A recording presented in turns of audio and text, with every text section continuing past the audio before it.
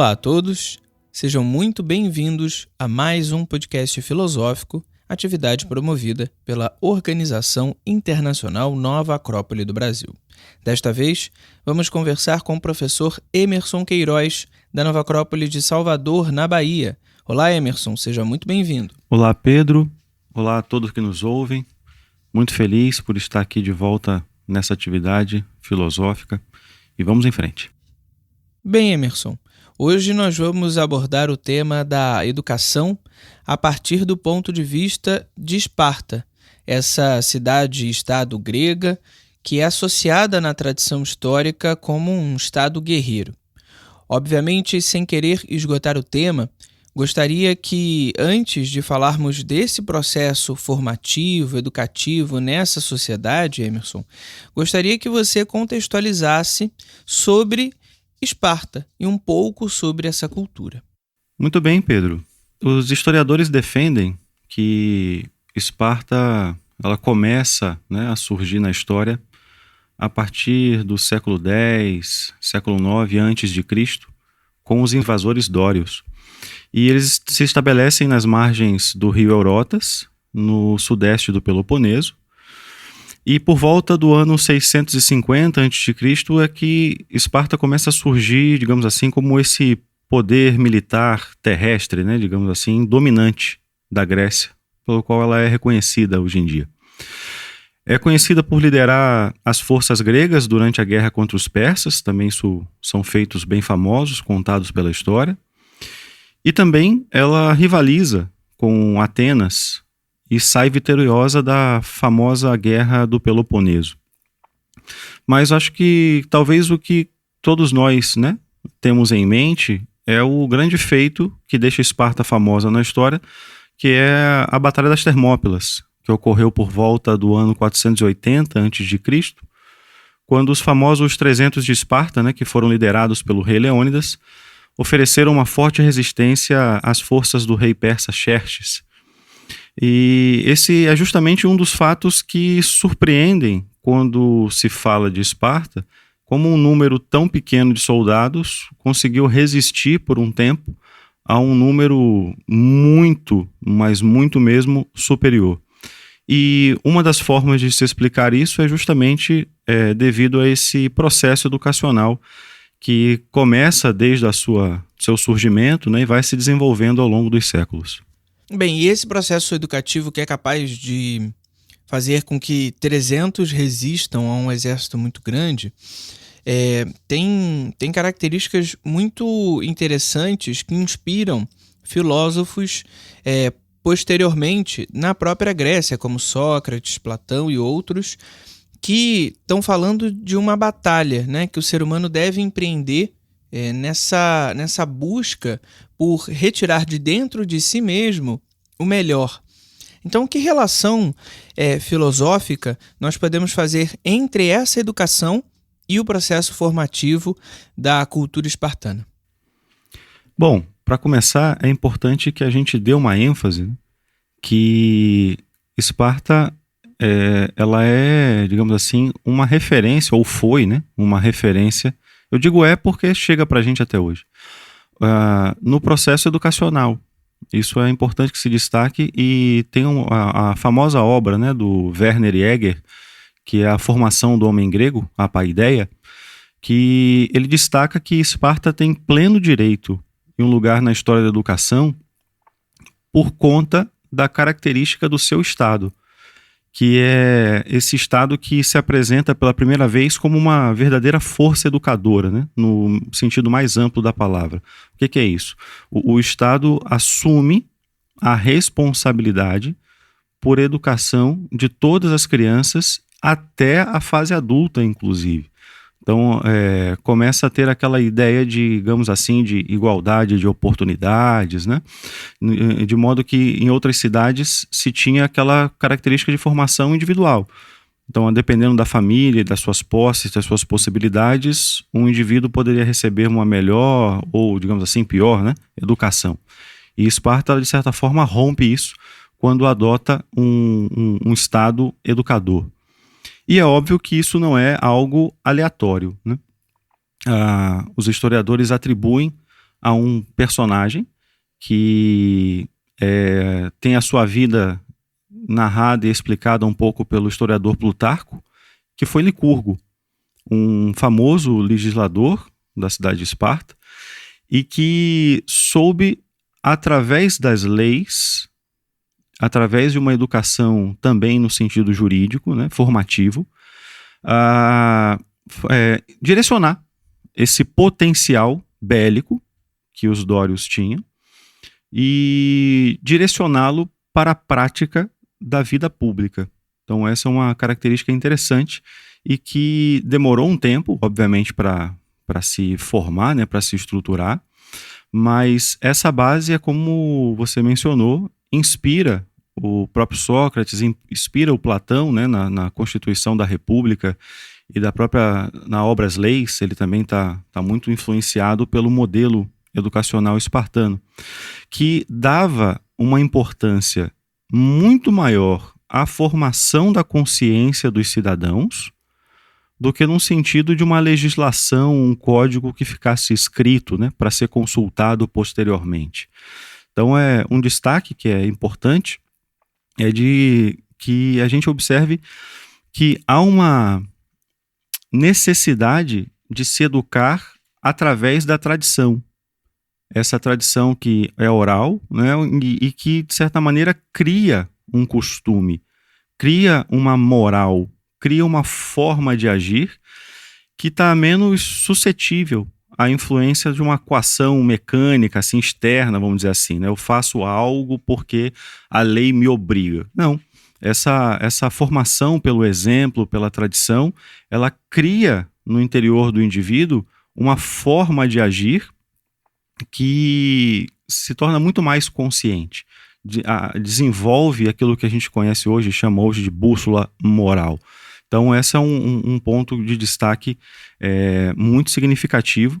E a outra coisa também, que foi mencionada há pouco, mas que vale destacar, é que a gente fala da educação espartana, né, que começa lá com os 7 anos, tal, porém ela se estende para toda a vida. E Platão coloca isso na República também, né, como sendo um fator fundamental. O sujeito ele é educado desde criança até o seu último dia de vida, se preparando para essa existência, se preparando também, por que não, para morrer, e de modo que o eixo central desse processo educativo seja justamente a sua formação moral, as suas virtudes, aqueles valores que farão bem para o sujeito e também para o Estado. É importante essa mentalidade, porque certamente, Pedro, você e nossos ouvintes usam e ouvem falar frequentemente aquela expressão de que a união faz a força, né? Vamos dizer assim. Só que eu não sei até que ponto nós, eu me incluo nisso também, conseguimos colocar isso numa prática concreta. Muitas vezes é bonito de falar, né, as pessoas trabalhando juntos, tal, mas acho que não é difícil notar um crescente individualismo, vamos dizer assim, né, em nossos dias, de modo que essa união ela acaba sendo substituída por uma guerra meio que de todos contra todos, né, pela luta da sobrevivência, pela luta de uma posição social. E o Licurgo, através das leis espartanas, tratou de criar um modelo de modo que a unidade do Estado, ou esse senso coletivo, mas não por uma força externa, mas sim por um entendimento, ele era prioridade. E aí nós vemos os reflexos disso no que nos conta, né, no que nos chega da história, no que os filmes acabam ilustrando, daquela ideia de que o escudo, né, é a arma, digamos assim, mais importante do soldado espartano, e que esse escudo protege o outro, protege a sua cidade. Então vão se criando laços de camaradagem, de modo que cada indivíduo ele se perceba como o elo de uma corrente que precisa ser sólida. Isso se reflete nas suas falanges, né, que é a famosa, conhecida, aquela parede de escudos espartana, uma parede narrada por muitos historiadores militares como algo extraordinariamente forte, sólido e quase intransponível durante muito tempo, e que essa formação de batalha, ela também era refletida na vida pública, na vida social. Essa unidade, essa preocupação, esse cuidado, essa atenção para com os outros, né? E isso surge de um ponto muito interessante, que é o que o Plutarco destaca quando ele fala sobre, naquela obra Vidas Paralelas, que é onde ele fala de Licurgo, é que ele diz que Licurgo habituava os cidadãos a não terem desejo de fazerem a vida privada. Muito pelo contrário, assim, ele estimulava que as pessoas pudessem ter uma forma de vida voltada ao público. Então, uma das coisas que se diz é que algumas casas ficavam com as portas abertas, né? As refeições eram feitas coletivamente, de modo que pudesse se criar um laço, criar uma forte coesão social. Esse é um tema discutido por alguns sociólogos hoje. O Émile Durkheim, que é um famoso sociólogo que, digamos assim, estuda, né, a sociedade moderna, contemporânea, ele aponta essa necessidade de coesão social, e isso era algo que os espartanos aprenderam a fazer muito bem durante um tempo, e que foi, digamos assim, a principal motivação educadora, e que talvez tenha dado esses frutos aí históricos muito significativos. Você comentou, Emerson, sobre um processo que começa desde a infância e caminha até a fase adulta. Eu gostaria que você falasse um pouquinho sobre, especificamente, o processo educacional, como funcionava esse processo, o que a história conta sobre esse processo. Muitas coisas podem ser ditas sobre isso, mas vamos pegar a síntese desse processo. Todos nós sabemos que existe, não só no ser humano, mas também nos animais, uma coisa chamada de autopreservação, que está relacionada ao famoso instinto de sobrevivência. Esse instinto de sobrevivência traz consigo, entre tantas coisas, o medo da morte e uma necessidade quase que imperiosa de sobreviver.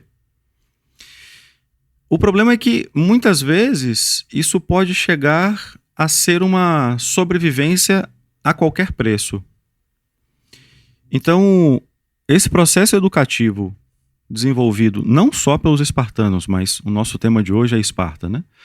É desenvolver o que um famoso escritor do nosso tempo, chamado Steven Pressfield, ele coloca como o ethos, né? No sentido de ética, o ethos do guerreiro, que é justamente uma ferramenta educacional que vai buscar contrariar, né, esse instinto de autopreservação, vai buscar educar o sujeito a não se deixar levar por esse instinto.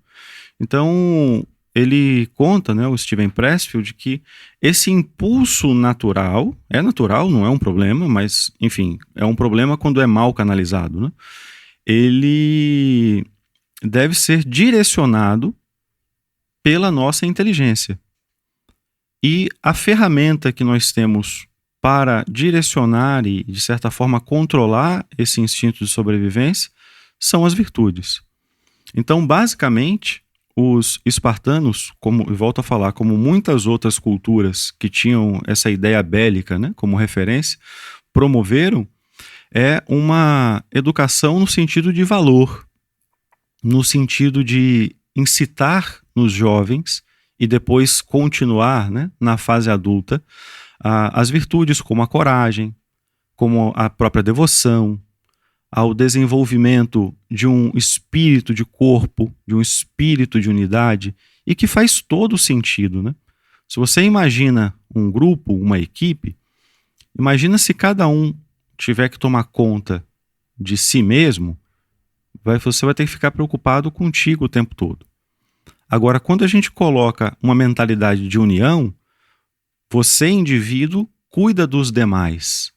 Então você terá aí todos os outros cuidando também de você. Então isso gera uma mentalidade de corpo muito significativa. A gente ouve nas canções, nas poesias, 1 mais 1 é sempre mais que 2. Então esse processo de enxergar o outro ou os outros gera uma espécie de força que é o que leva, por exemplo, a esses 300 enfrentarem os persas, ou as falanges romanas, quando também lutavam em menor número, mas conseguiam manter um espírito de unidade muito forte. E aí é importante destacar que uma das coisas que tinha como referência, né, que os espartanos tinham como referência, não é só o seu treinamento no sentido concreto, de suportar as chibatadas, horas exaustivas, né, de exercícios físicos. Mas por que eles faziam isso? O que eles eram estimulados a desenvolver? Um sentimento nobre que todos nós conhecemos como amor. O amor é descrito pelos próprios gregos como essa força unificadora. Então, quando você me pergunta, né, como é que se dava isso? Bom, se dava através de um entendimento que todo o esforço que ele empregava, alguns autores colocam como era dito a lei do mínimo, né? O quanto de esforço eu hoje ofereci à sociedade espartana. Todo o meu treinamento, todo o meu trabalho, astúcia, não é para mim. É para oferecer aos demais. Então, gerava uma mentalidade de desapego do indivíduo em prol do coletivo. E em termos muito práticos também, eles tratavam de desenvolver uma harmonia no próprio indivíduo para que essa harmonia se desenvolvesse nos outros. Como assim? Que harmonia é essa que a gente está falando? Já mencionamos em outros podcasts e é a base do nosso curso de filosofia. Muitas culturas no mundo trataram de explicar o ser humano a partir de um esquema septenário entre os egípcios e os hindus, os 5 elementos entre os orientais. Entre os gregos é comum aquela constituição ternária que é o soma, psique e nous. O soma é a nossa estrutura mais densa, biológica, a psique é o nosso nível psicológico e o nous, o nosso nível espiritual. Às vezes, todo mundo passa por essas indecisões, por essas incoerências, né?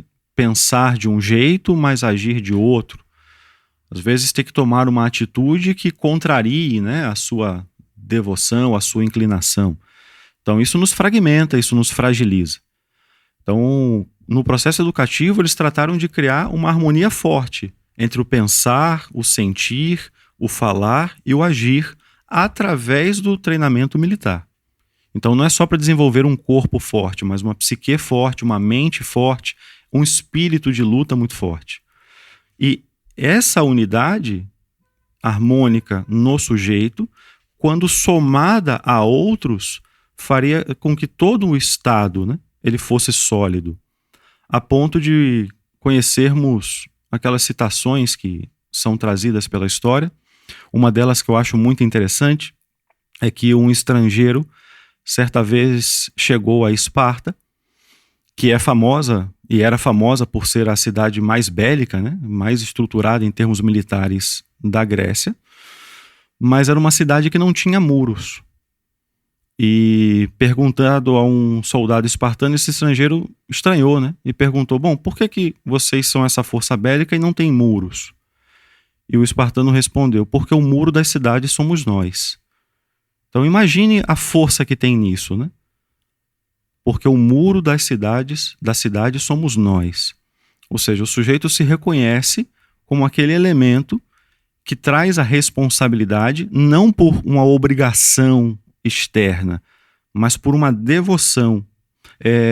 Embora eu tenha algumas ressalvas, mas os nossos ouvintes talvez tenham já assistido o filme 300, né, esses mais contemporâneos, e que tem aquelas cenas muito violentas, aquela coisa toda e tal, mas uma das coisas que chama a atenção, numa das cenas que o emissário persa chega para conversar com Leônidas, quando ele pede lá aquela oferta de terra e água e tal, quem viu essa cena vai se lembrar, quem não viu, destaco para ter atenção nesse detalhe.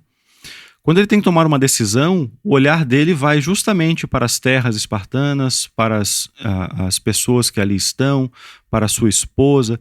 Então é aquela coisa, existe uma mentalidade muito forte de que se tinha aquela ideia de violência e tudo mais tal. Bom, eu não vou me atrever a negar isso, Mas vamos considerar que Esparta tem uma história muito grande.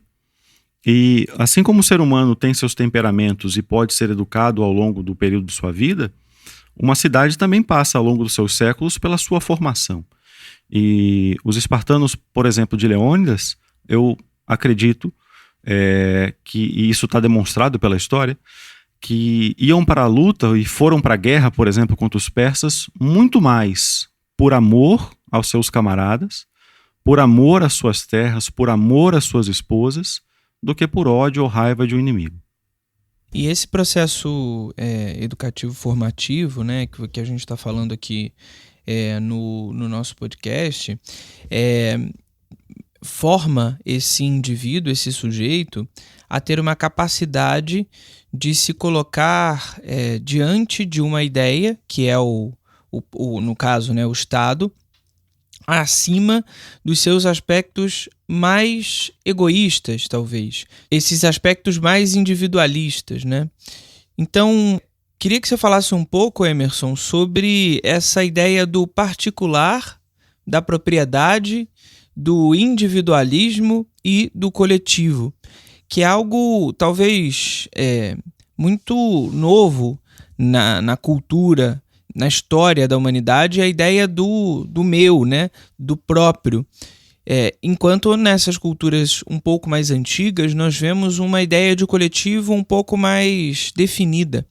Então, gostaria que você falasse um pouco sobre esse aspecto de como se dava essa ideia de liberdade para os espartanos, a liberdade individual para os espartanos.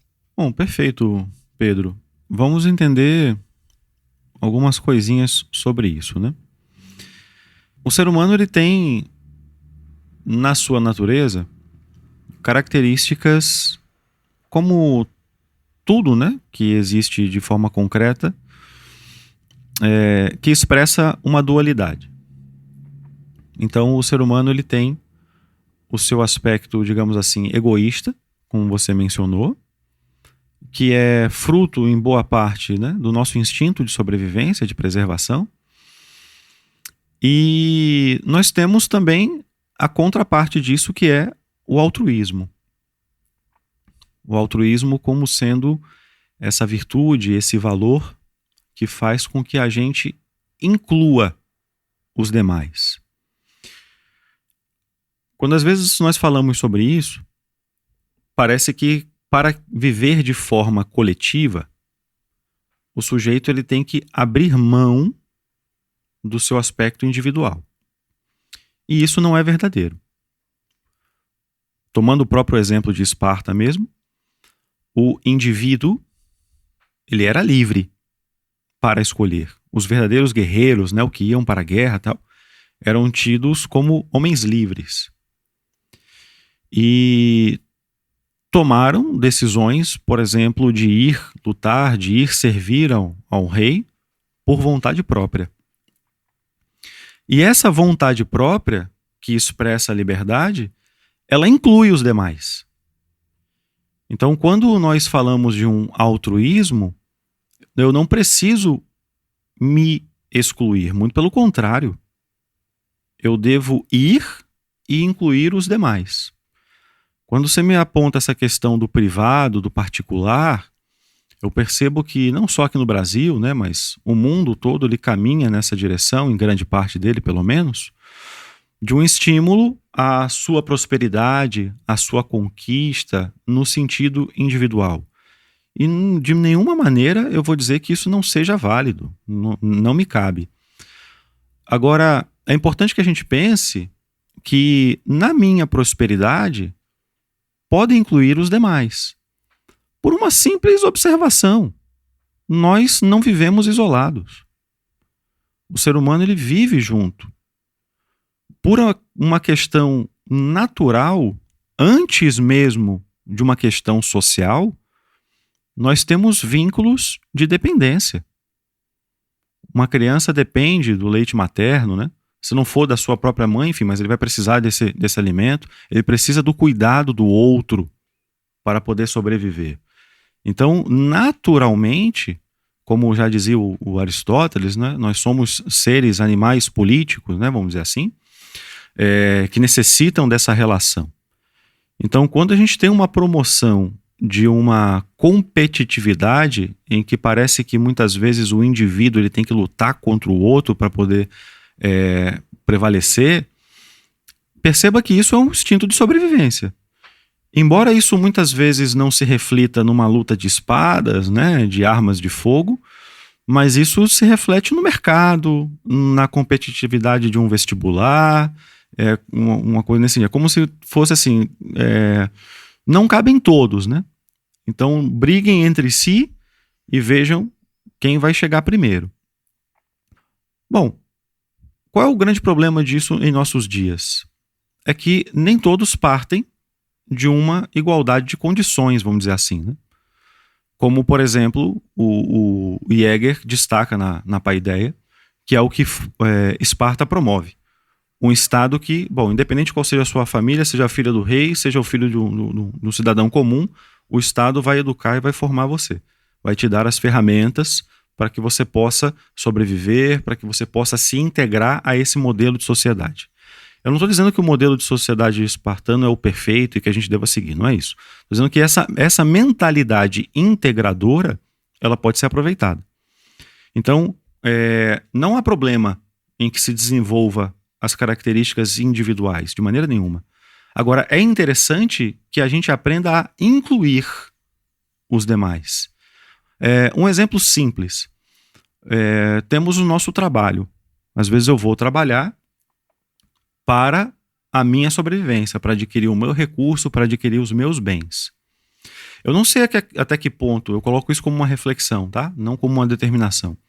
Eu não sei até que ponto a gente pensa que naquela atividade profissional nós estamos oferecendo algo a outro. Eu não sei até que ponto a nossa consciência ela é de serviço, de oferta daquilo que eu desenvolvo, daquilo que eu aprendi a fazer para o bem do outro. Às vezes a gente está muito mais preocupado, né, em cumprir a sua carga horária para ter o salário no final do mês ou coisa nesse sentido, o que expressa o nosso individualismo, né? Então não precisaríamos mudar a nossa estrutura, mas poderíamos mudar essa mentalidade. E quando eu vou fazer um serviço para outro, eu expresso o meu altruísmo. E expresso com muito mais, digamos assim, dedicação aquilo que eu tenho de melhor, né? É muito bacana quando a gente se encanta, né? O ser humano se encanta com isso. Quando a gente vê gestos nobres, né? Mesmo que sejam simples, mas que sejam nobres, de serviço ao outro, de auxílio mútuo. Isso é algo que engrandece o nosso coração. E, de certa forma, foram o que os espartanos aprenderam a fazer, através do sistema militar. Hoje nós não somos, pelo menos aqui a nível de Brasil, uma sociedade nesse sentido. Não tem problema. Mas essa mentalidade de entrega, essa mentalidade de senso pátrio, de senso de unidade, ela pode ser, digamos assim, mantida, ela pode ser preservada, ela pode ser desenvolvida. Isso pode ser aplicado tanto no combate, né, no campo de batalha, quanto numa mesa de escritório ou num ônibus, no meio da rua. Enfim, é algo que faz parte da nossa natureza. O instinto de sobrevivência faz parte, mas o lado humano, o altruísmo também. E se a gente tem que atender à sobrevivência, temos que atender ao altruísmo do mesmo jeito. Bem, Emerson, gostaria então que nesses minutos finais do nosso podcast você trouxesse uma síntese, como você bem colocou, talvez a ideia mais objetiva para a gente aplicar saindo, né, pausando esse podcast e olhando para as coisas que estão acontecendo ao nosso entorno, seja a ideia de integração, né, e essa ideia de tirar de dentro de nós aquilo que a gente possa dar de melhor. Então, gostaria que você falasse um pouquinho, para a gente finalizar o nosso podcast, uma síntese dessas ideias sobre a educação espartana. Perfeito. Acho que uma das coisas que marca no sentido da educação espartana é esse senso de pertencimento a Esparta. Então, eu faço parte disso. Eu devo cuidar disso. Eu tenho responsabilidade sobre isso. Então, isso é algo que a gente pode aprender. Isso é algo que precisa ser educado. Porque se deixarmos, digamos assim, pela nossa natureza, a gente vai separar as coisas por conta do próprio instinto. Mas a educação, ela nos permite ter o desenvolvimento dessa visão. Tem um educador que eu gosto muito, que é o Rulis Payot. Ele fala que a educação, ela de certa maneira, se apoia, né, em poderosos sentimentos que criam bons hábitos de pensar e de agir. A educação é uma ferramenta que faz com que a gente estabeleça uma relação íntima entre ideias e conduta. Ou seja, está ligado a essa ideia que os espartanos tinham dessa harmonia interior. Pensar, sentir, falar e agir. Essa harmonia interior, quando bem aplicada, ela vai se refletir em uma harmonia exterior. Então isso é um ponto muito bacana da gente observar, de ter essa mentalidade mais austera, né? Aprender a viver bem consigo mesmo, com menor dependência dos elementos materiais e concretos, né? De modo que a gente consiga perceber que o que nós temos enquanto seres humanos nos atende. E isso pode ser compartilhado, isso pode ser trocado, né? Uma síntese também que eu gostaria de destacar, um elemento que sintetiza tudo, é esse senso de camaradagem, né? É esse espírito de querer estar junto com aqueles que passam pelas provações, né? Por aqueles que estão lutando ao seu lado. Independente se a luta, volto a frisar, isso é importante, que a luta seja num campo de batalha com armas, ou que seja na sua luta familiar, na sua luta laboral. Então, são pontos que valem a pena a gente poder se inspirar e, de certa maneira, poder aproveitar isso, né? Essa mentalidade que forma uma cidade para ter um senso de união. E a gente pode, sem dúvida nenhuma, colocar que a verdadeira força, né, dos espartanos, ela foi a sua união. Essa condição de se manter unido através dos seus companheiros no combate e através do entendimento desse senso de pertencimento. É minha responsabilidade. O público não é de ninguém, como muitas vezes a gente pensa. Não, o público é meu, me pertence. Então eu também sou responsável. Eu me torno responsável pelaquilo que, digamos assim, não está só na minha esfera privada, mas eu me torno responsável pelo ambiente que eu estou, pelo meio pelo qual estou inserido, e de certa maneira construímos essa mentalidade de união, né? De pertencimento à humanidade, vamos dizer assim. Vamos ampliar um pouco, como diria a grande teósofa Helena Blavatsky, né? Romper com a heresia da separatividade para construir uma mentalidade de fraternidade universal. Eu sei que é um sonho um pouco ousado, mas se dá para a gente pensar, dá para a gente fazer.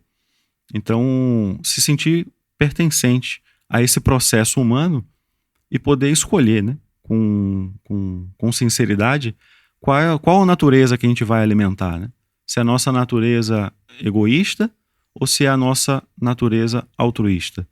Bom, acho que qualquer um, com sua consciência ativa, vai optar pelo altruísmo, até porque ele cria laços, ele favorece a integração e melhora, né, a nossa condição como forma de vida. E fortalece, sem dúvida nenhuma, fortalece, como a gente pode ver no resultado histórico, sobretudo dessa Batalha dos 300. Né? Uma coisa que é importante destacar, eu não estou dizendo se é bom ou ruim, mas se o Ocidente é o que é hoje, devemos a esse momento histórico, né? Onde esses 300 se colocaram diante de uma força que estava vindo para conquistar e simplesmente disseram, bom, aqui não vão passar. Então que a gente possa criar essa força interna, né? E dizer isso para os nossos vícios, né? Hoje não, aqui não. Enquanto o nosso egoísmo e nossos vícios, a preguiça, a indolência, a negligência, a covardia, quiserem tomar conta do nosso coração, a gente possa recorrer ao nosso exército de virtudes e dizer que, bom, nesse espaço aqui, no meu coração, vocês não entram.